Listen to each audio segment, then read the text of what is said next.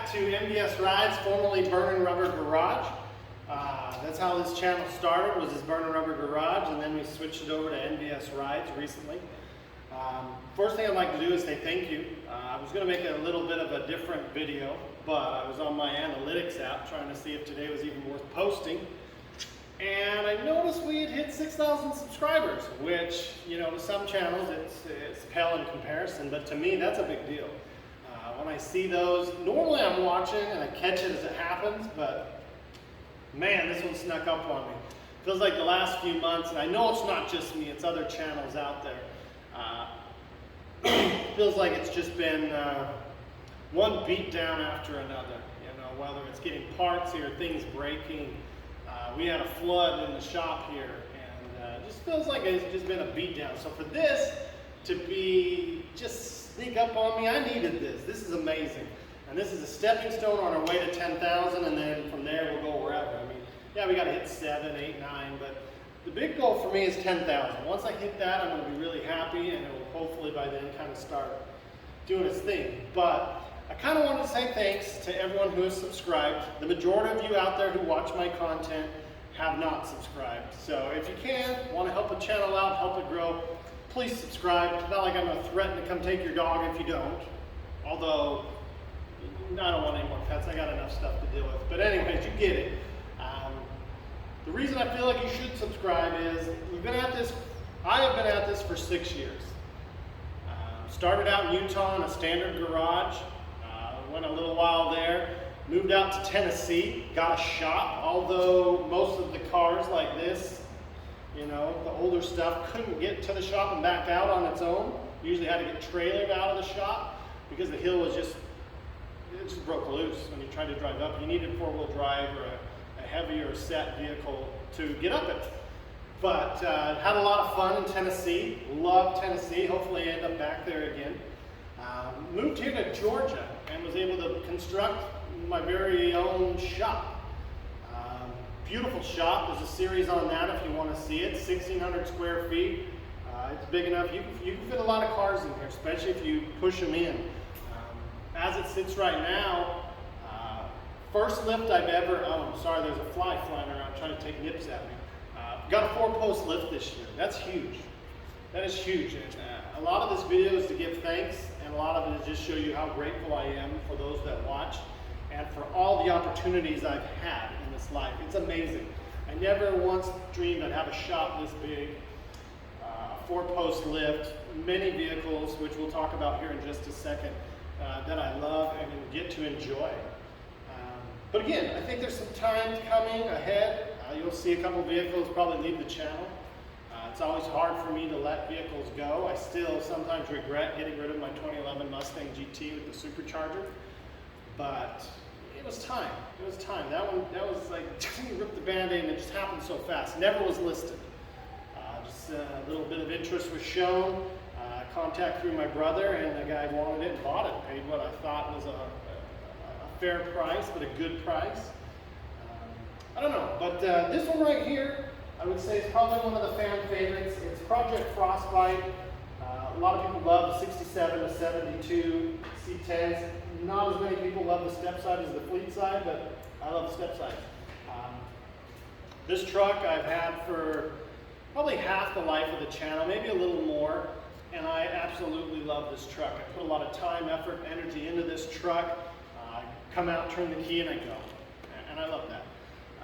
The 72 Chevy Nova SS, maybe finding a new home.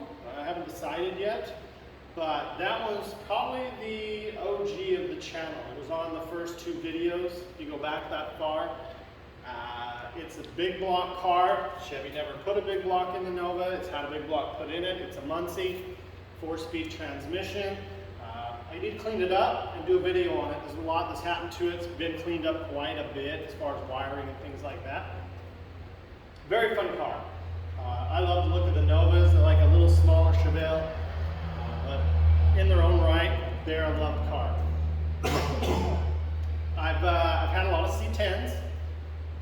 I love C10s. I've got a couple C10 Suburbans. I've got the 73 door. Awesome. Everywhere it goes, it draws a crowd. All these vehicles I'm mentioning, there's a playlist you can go find on them. I've got a 76 Suburban C10 that may be finding a new home as well. That's a factory big block turbo 400 vehicle with AC, heat, you name it, Scottsdale package. Beautiful, beautiful Suburban. I love Suburbans. I think we've got 6 in my possession right now. We'll stick with the Suburban theme. I had the Cumminsburg. Just recently joined the channel. I still have it. Just got some things I've got to do to it to make it a more reliable daily driver. Got a couple valve cover gaskets that need to go in place to start. And then look at the steering. I've had a Duramax swap Suburban. That was a 2000. With a, I think it was an LB7 swapped in and announced in 5-speed. Awesome until that dowel pin went through it and just destroyed that thing. I'm not sure if that'll make a comeback to the channel or not. This Dodge right here, I've really become a big fan of the 12-valve Cummins. I know their torque numbers compared to today, they're like a third of what some of these new trucks come with. It just blows my mind, the level of torque that these new ones come with. Because anything I've ever asked this to do, it's done it, and it's done it well with efficiency. I pull a trailer, I'm 15 to 18. I'm empty, 20 plus. Is it fast? It's probably the one box that does not check. It's happy at 55, 65. Anything above that, you feel like you're really pushing it. And I can make some changes. This is relatively stock. So there's a lot of changes that can happen to it. Probably a clutch is going to be in the future and some new tires as these just aren't working for me. But I love this truck. And this is one of those that kind of like the blue 70 3-door Suburban, the Cumminsburg, the Duraburb, and this one, and then this guy right here. When they go out, they draw some attention. People ask, is that a real 4-wheel drive? I guess it's a 4-wheel drive, 5-speed Cummins turbo diesel. Anyone who knows about trucks knows that that is a cool truck. It's like the holy grail of diesel trucks. It's what started it. I mean, you had Chevy with the 6.5, didn't really catch on, but this caught on. This is what made Ford develop the Power Stroke to compete. This is what made Chevy, many years later, come out with the Duramax. This right here is the base of those diesel trucks. If this truck didn't happen, I don't know where we'd be. We probably wouldn't be looking at 1,200 pound-feet of torque trucks. I'm telling you that much right now. So this right here is a special truck to me. So is this one. This one, a lot of people want it. If I ever sell it, I don't think I'll even put a sign in this one and it'll go. I don't plan to sell it. So I've got a 92 Fox body playlist on that as well. That car may end up finding a new home. I just don't do a lot with it, but it is super clean. Came out of Arizona. The only thing on it that has a little bit of surface rust is the drive shaft. That's really it. One of my other cars, I call it the Cursed Camaro. It's a 68 Chevy Camaro SS. It's cursed because every time I take it out, something bad happens. I think I've had a few successful rides with Bobby back in the day, but yeah, me and Justin took a few cruises to the gas station there. But overall, that car has just been a money pit for. If you factor in how much joy it has brought you versus how much you've spent, it's a money pit. One of my favorites is that 69 GTO. That is, I would put that up against any other car people have as far as clean goes. No rust, undercarriage is just spotless. Body is spotless. Interior is really good. I know there's a few nicks in some of the seats, but gosh, that freaking thing is amazing. So we do have a square body. I think it's an 85 C10 step side. Again, I love the step sides with an LS swap. I've got that, I believe it's the orange truck. I believe it's a 68 LS powered. We just put the bed on it. That's a freaking sweet truck too. I really can't wait to see. So if you think about it, you've got a couple different years of the 67 to 72. I've got a 67, 68 grill front end cover, 69, 70 in the blue Suburban, and 71, 72 right here in Frostbite. So I love C10s, and I think that's when my channel really took off, is when I started playing with this guy. The blue Suburban did okay, and it does well when it goes out, but this is where my subscribers really grew, my videos did really well. People love Frostbite. A lot of these vehicles I have plans for, to-do list if you will, and this is one of them. We got the fuel tank still in the back. It's been in the back since Tennessee. And then put a sound system behind the seat. Sometimes I like tunes. Most time I like the exhaust. This truck had 22s for a little bit. Tires in the back were just too big.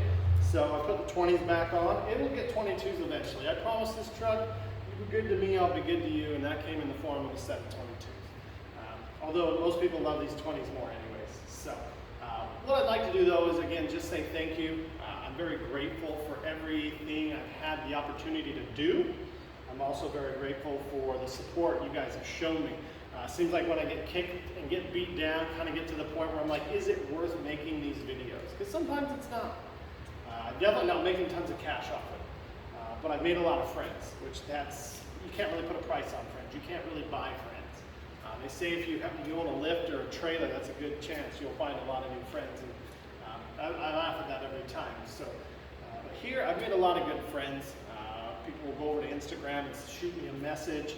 They'll comment on the videos.